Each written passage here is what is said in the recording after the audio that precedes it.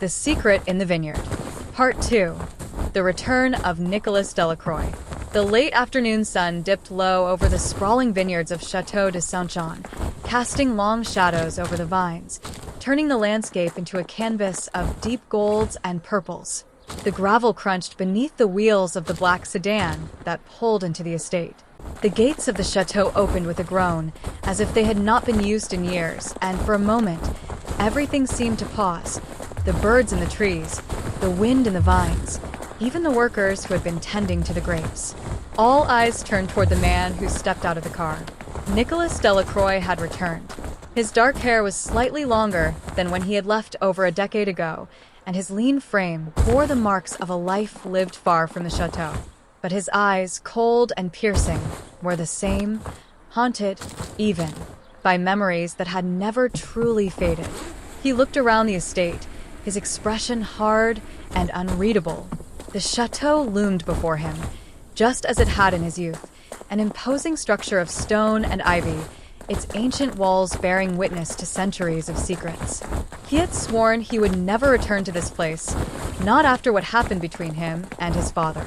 Yet here he was, standing in the very spot he had abandoned years ago, called back not by choice but by obligation, or something deeper, darker, that had been festering inside him for years. The news of his father's death had come unexpectedly, though not entirely as a shock. Louis Delacroix had never been a man of moderation. His health had been deteriorating for years, exacerbated by the stress of running the estate and his insatiable thirst for control. But something about the way it all happened didn't sit right with Nicolas. A heart attack, they said. But why then? Had he been drinking alone that night? And why had no one mentioned the broken glass or the bloodstains found near his body? Nicolas pushed the thoughts from his mind as he stepped onto the gravel driveway. The workers watched him with wary eyes, whispering to each other in hushed tones. He could feel their suspicion. After all, he hadn't set foot on the estate in years, and now, with his father dead, his return seemed all too convenient. But Nicolas wasn't here for inheritance or reconciliation. He was here for answers. As he approached the grand entrance to the chateau, the heavy oak doors creaked open, revealing Marie, the housekeeper who had been with the family for as long as Nicolas could remember. She stood in the doorway, her hands clasped in front of her, her face drawn with a mixture of sorrow and relief. "Monsieur Nicolas," she said softly, her voice trembling slightly. "It is good to see you." Nicolas nodded curtly, stepping inside without a word. The air in the chateau was thick and heavy, as if it hadn't breathed since his father's death. The grand hall stretched before him, its vaulted ceilings adorned with intricate carvings and portraits of long-dead Delacroix ancestors staring down with judgmental eyes. The place felt like a tomb, as cold and oppressive as the man who had once ruled it. As Nicolas made his way down the familiar hallways, memories rushed back in a torrent. His mother's laughter echoing through the halls when he was a boy, the sharp reprimands of his father whenever he showed the slightest sign of rebellion. And then there was that night, the night of the argument that had driven him away for good. The night his father had spoken of a woman named Elodie. Nicolas clenched his jaw as the memory resurfaced. Elodie. Her name had been a forbidden topic in the Delacroix household for years, but Nicolas had always known there was something between her and his father. She had worked on the estate when he was young, tending to the vineyard with a skill and grace that made her stand out from the rest. She had been beautiful, kind, and had always treated Nicolas with a warmth he never received from his father. But one day, she had simply disappeared, and no one had ever spoken of her again. Nicolas had asked his father about her once, during their final argument. Louis had dismissed the question with a wave of his hand, telling Nicolas to forget about her, that she was a distraction. But Nicolas had seen the flash of anger in his father's eyes, the tightening of his jaw. There was more to the story of Elodie, and Nicolas had been determined to find out the truth. That was until the fight, until he had stormed out of the chateau and vowed never to return.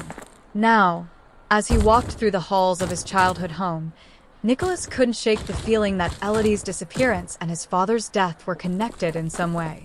He had always suspected there were things his father had kept hidden, secrets buried beneath the estate's well-manicured facade.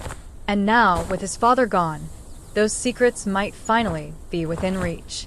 Marie led him to his father's study, the room where Louis Delacroix had been found dead. The door was locked, sealed off by the police pending an investigation. But Nicolas didn't need to see the room to know what had happened there. He could picture it all too clearly. His father, sitting at his desk, sipping a glass of his prized vintage, the weight of his secrets finally catching up with him. But had it been a heart attack? Or had something or someone pushed him over the edge? As he stood outside the study, a faint rustling sound caught his attention. Nicolas turned sharply, his gaze scanning the shadows of the hallway. For a moment, he thought he saw a movement near the far end of the corridor, a figure slipping silently out of sight. His heart raced. Had someone been watching him? He took a step forward, but the sound had disappeared. The chateau was silent once more, save for the distant ticking of the old grandfather clock in the foyer. Nicolas shook his head, trying to brush off the feeling of unease creeping up his spine. But he couldn't ignore the nagging suspicion that he wasn't alone in the house. Someone, something, was watching him, waiting for him to uncover what he had come here to find. Turning away from the study, Nicolas made his way back to the grand staircase. He needed answers. He needed to know the truth about his father's death, about Elodie, about everything that had haunted this estate for so long. And he had a feeling that whatever those answers were, they were hidden deep within the vineyard, buried under layers of lies, waiting to be unearthed. As he descended the stairs, Nicolas noticed a figure standing in the doorway of the drawing room, half hidden in the shadows. It was a woman, her dark hair falling in soft waves over her shoulders, her eyes watching him intently. "Claire Rousseau," she said, stepping forward. "I've been waiting to meet you." Nicolas raised an eyebrow, surprised. "And you are?" "A journalist," Claire replied, her tone calm but determined. "I've been looking into your father's death, and I think we're both looking for the same thing." For a moment, they stood in silence, sizing each other up. Nicolas could sense the resolve in her gaze, the same hunger for answers that burned within him. He knew, in that moment, that whatever secrets the chateau held, they would have to face them together. And in the dark corners of the chateau, the shadows stirred once more. To be continued. If you like the story, then please don't forget to like the video and subscribe our channel for next part. Stay tuned.